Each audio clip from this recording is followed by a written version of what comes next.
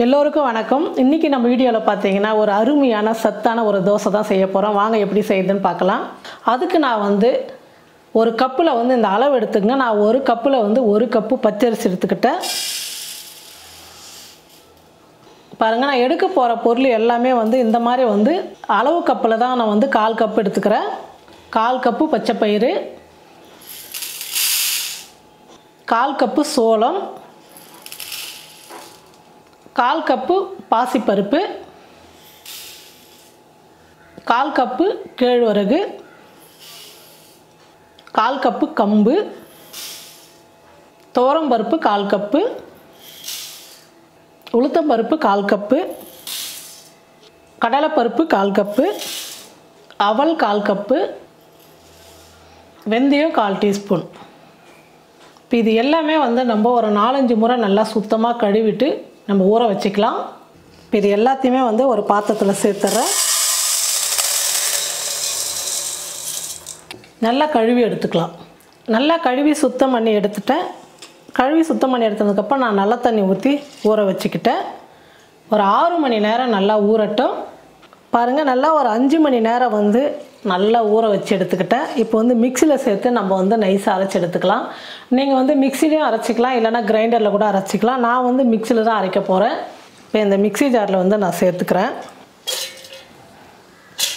நான் அரிசி ஊற வச்சு அதே தண்ணியை சேர்த்து அரைக்க போகிறேன். இப்போ நைஸாக அரைச்சி எடுத்துக்கலாம். பாருங்கள், நல்லா நைஸாக நான் அரைச்சி எடுத்துக்கிட்டேன் மாவு. அரைச்சதுக்கப்புறமும் நம்ம மறுபடியும் கரண்டி வச்சு இல்லை கை வச்சு நல்லா மாவு கரைச்சி வச்சுடுங்க. உப்பு போடாமல் கரைச்சி வச்சுடுங்க. இது சிறுதானியெல்லாம் சேர்த்ததுனால உப்பு போட்டால் ரொம்ப புளிச்சிடும். உப்பு போடாமல் நல்லா கரைச்சி வச்சுட்டு ஒரு 6-7 மணி நேரம் கழித்து நம்ம தோசை செய்யும் போது ரொம்ப நல்லாயிருக்கும். பாருங்கள், நல்லா பஞ்சு மாதிரி நைஸாக அரைச்சி எடுத்துக்கிட்டேன். இப்போ நம்ம 6 மணி நேரம் கழித்து தோசை செய்யலாம்.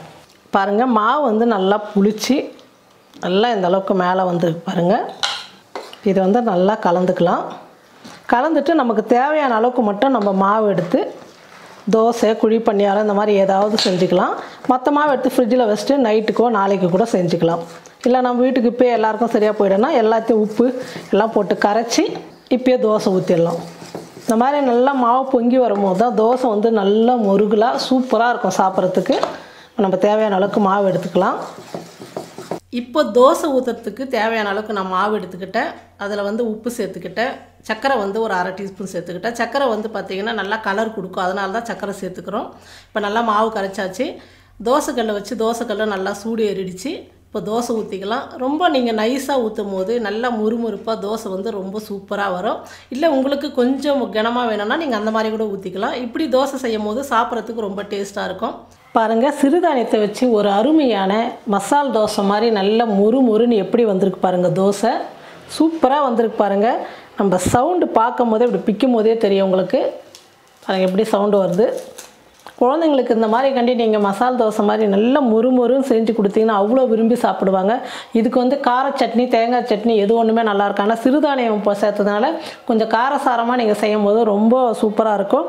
நான் தக்காளி சட்னியும் சாம்பார் செஞ்சுருக்கேன். நீங்கள் இந்த மாதிரி சிறுதானியத்தை வச்சு தோசை செஞ்சு பார்த்துட்டு எப்படி இருக்குன்னு சொல்லிட்டு மறக்காமல் கமெண்ட் பண்ணுங்கள், ஷேர் பண்ணுங்கள்.